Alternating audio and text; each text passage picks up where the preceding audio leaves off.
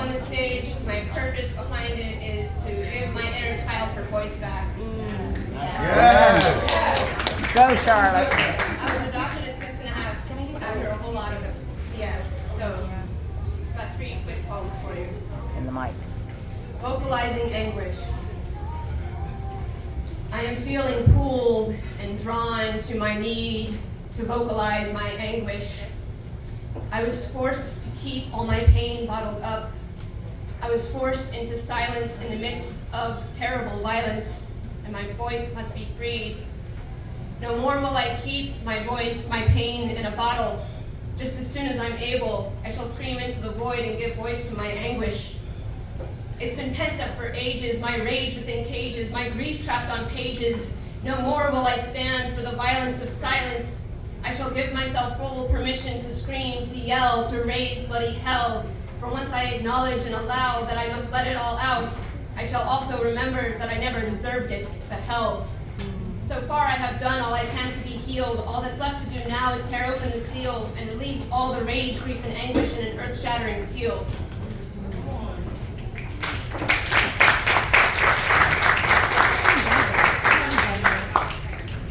What does that make me? This one has a trigger warning. Distressed, devastated, and distraught. My father was the product of trauma. So what does that make me? Some people try to tell women, not all men, as if little girls are never raped by their own fathers. As if the number of free-roaming rapists is small, and as if that counted for something. If there was one rapist in the whole wide world, that would be too many.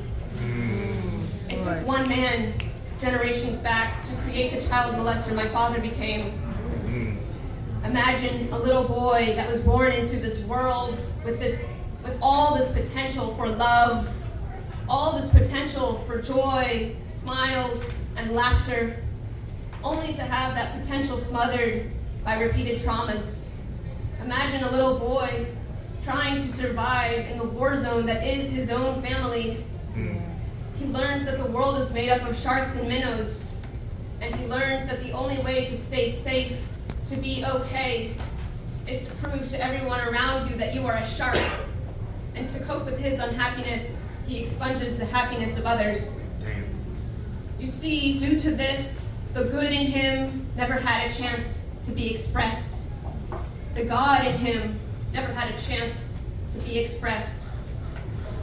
Now this little boy grows up to have a family of his own and acts like his father, the shark, terrorizing his wife and kids. And when his firstborn daughter is just shy of her 3rd birthday, he rapes and sodomizes her. Now this little girl carries his pain and his shame in her body, mind, and soul. And this little girl was me, distressed, devastated, and distraught. My father was a product of trauma. So what does that make me? I released my father and myself from this story.